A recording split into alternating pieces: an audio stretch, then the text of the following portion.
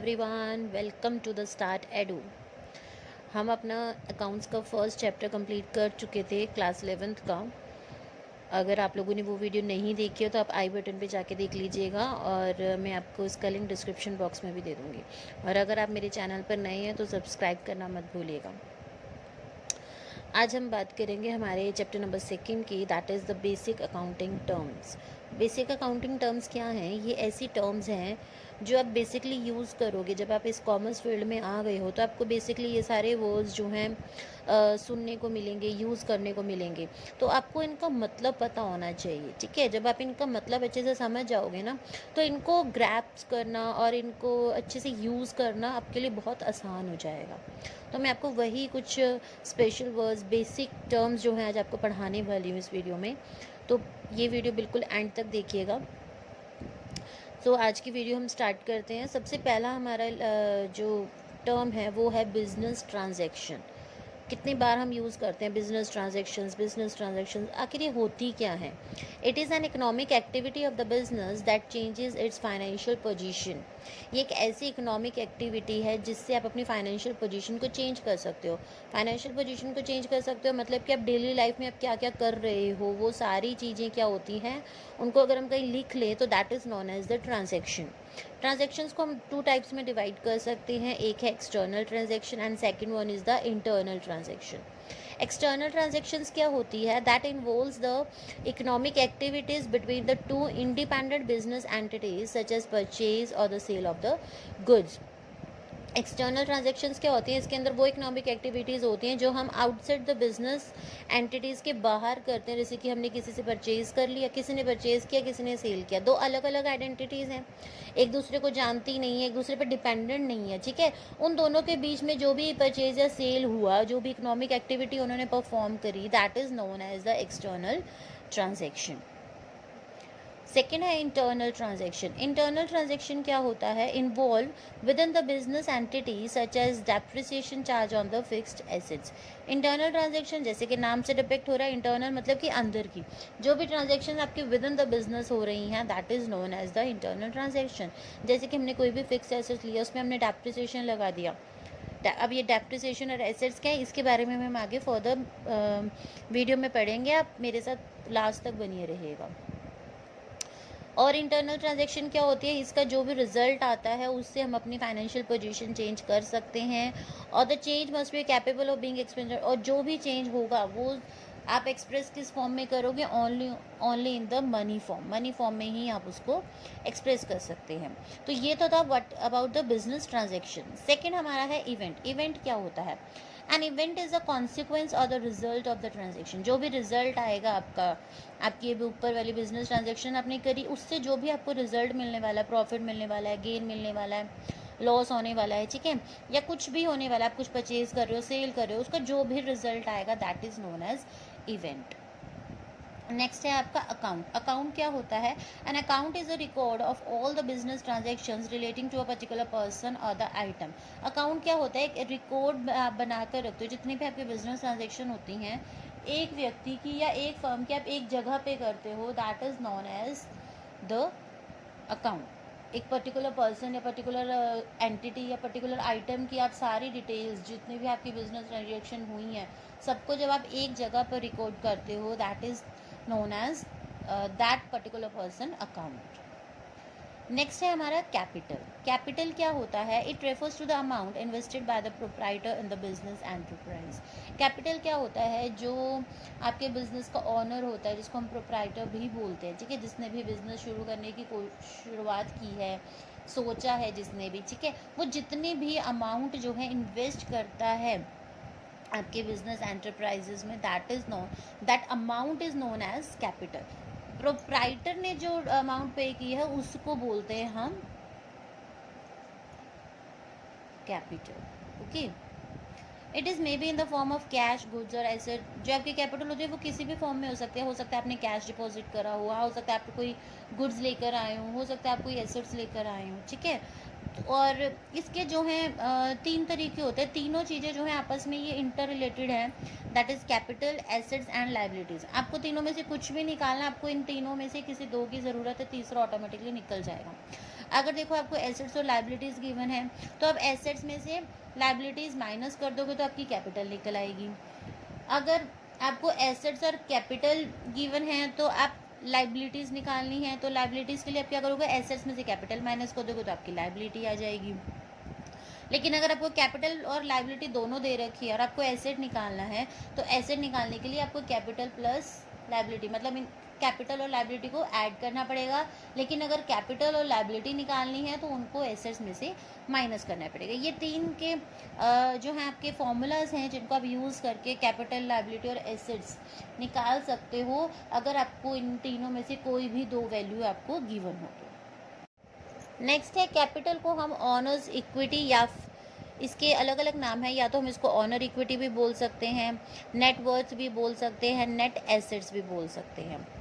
ठीक है, नेक्स्ट आपका वर्ड आ जाता है ड्राइंग। ये वो वाली ड्राइंग नहीं है बच्चों जो हम ड्राइंग शीट पे करते हैं ना, कुछ पिक्चर ड्रॉ करना, ये वो ड्राइंग्स नहीं है, ये आपके बिजनेस वाली ड्राइंग्स हैं।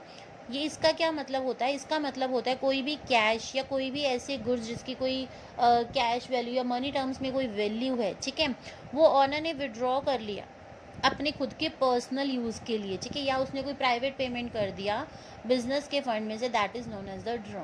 मतलब कि आप एक बिजनेस चला रहे हो, ठीक है, अब क्या किया कि जो ऑनर है, ऑनर ने क्या करना था, अपने बेटे की स्कूल की फ़ीस भरनी थी, ठीक है, तो उसने क्या किया, अपने बिजनेस के जो उसका प्रॉफिट था उसमें से उसने पैसे निकाले और बिजनेस फ़ीस भराया, ठीक है। तो उसने क्या किया, उसने अपने पर्सनल यूज़ के लिए यूज़ किया ना उसे, तो जब उसने पर्सनल यूज़ के लिए बिजनेस का फंड यूज़ किया, that is known as the drawings of that particular owner और द प्रोप्राइटर।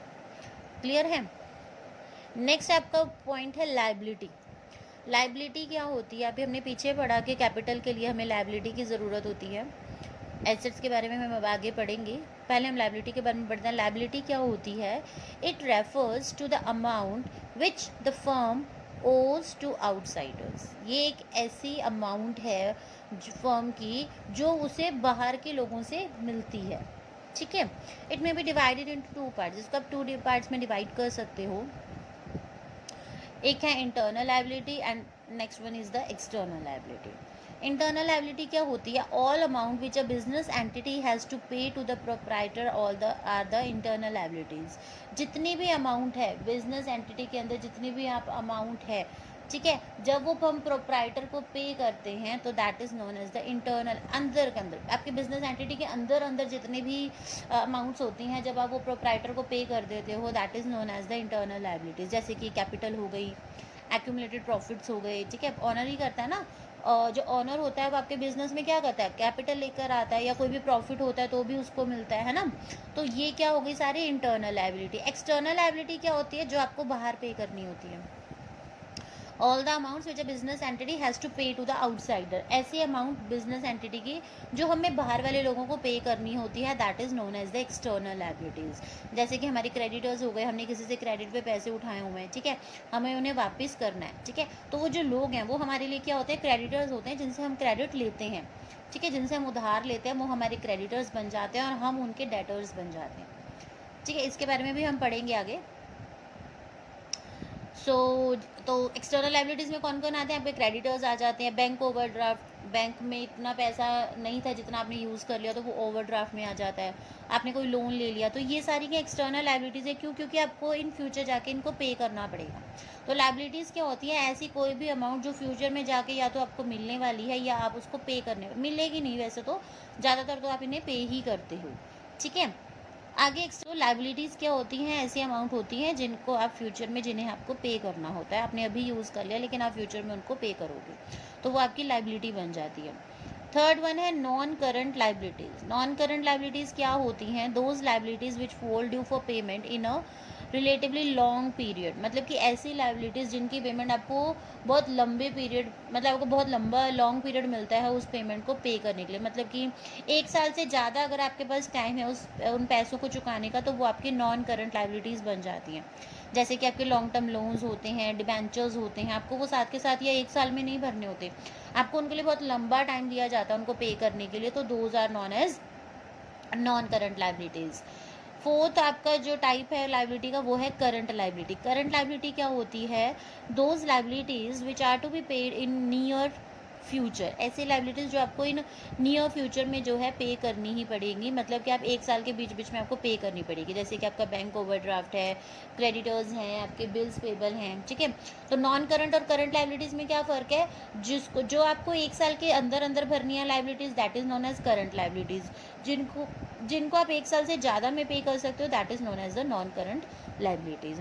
आई होप आपको लाइबिलिटी के बारे में समझ आया होगा। तो ये है ऑल अबाउट द लाइबिलिटीज़। अगर आपको फिर भी नहीं समझ आया होगा तो प्लीज़ मुझे कमेंट कीजिएगा, ताकि मैं आपको इसको और किसी और दूसरे तरीके से भी समझा पाऊँ, आपको समझ आ जाए। नेक्स्ट हमारा पॉइंट है एक्सपेंसेस। एक्सपेंसेस क्या होते हैं तो सबको ही पता है। It is the cost incurred in producing and the selling of the goods and the services. जितना भी आपका खर्चा हुआ है कुछ भी प्रोड्यूस करने पर, कुछ भी सेलिंग करने पर, ठीक है। प्रोड्यूस करते हो आप, मशीनरी खरीदते हो, लैंड खरीदते हो, लेबर को पैसे देते हो, सारा खर्चा ही होता है ना। इलेक्ट्रिसिटी बिल भरते हो, सब कुछ करते हो। सेलिंग करते हो, सेलिंग थोड़ी आपका कस्टमर आपकी फैक्ट्री के बाहर खड़ा होता है और आपने उसको सेल कर दिया, ऐसा थोड़ी होता है। आपको पहले अगर आप ज़्यादा सामान बना के रखते हो, आप उसको वेयर हाउसेज में रखते हो, ठीक है। फिर आप इनको डिस्ट्रीब्यूटर्स के पास भेजते हो, फिर होलसेलर्स के पास भेजते हो, फिर रिटेलर्स के पास भेजते हो, ठीक है। तो उनको भेजने के लिए आपको ट्रांसपोर्ट की ज़रूरत पड़ती है, कम्युनिकेशन की ज़रूरत पड़ती है, वेयर हाउसिंग की ज़रूरत पड़ती है, एडवर्टाइजमेंट की ज़रूरत पड़ती है। तो इन सब चीज़ों में जो खर्चा होता है that is known as the expenses. जैसे कि कॉस्ट ऑफ गुड सोल्ड है ना, कितने में आपने गुड अपनी सोल्ड की हैं, ठीक है। आपने रेंट, कोई चीज़ आपने गोडाउन वगैरह रेंट पे ले रखा है या फैक्ट्री रेंट पे ले रखी है तो उसको भरना तो पड़ेगा ही, ठीक है। कमीशन, सैलरी, एडवर्टाइजमेंट, ये सारे जो हैं इसके कुछ एग्जांपल है एक्सपेंसेस के। तो एक्सपेंसेस क्या होती हैं, ऐसी आपकी कॉस्ट होती है जो आप किसी भी चीज़ को प्रोड्यूस या सेल करने के लिए आप इसको खर्च करते हो। तो ये था all about some basic accounting terms. हम फर्दर भी इनको कंटिन्यू करेंगे in our further videos. So मेरे साथ ट्यून रहिएगा। अगर आपको कुछ भी नहीं समझ आएगा तो प्लीज़ मुझे कमेंट कीजिएगा, ताकि मैं आपको उसको दोबारा से रिपीट करूँ। और अगर आपको मेरा आज का सेशन अच्छा लगा हो so please like, share and subscribe my channel. Thank you, bye.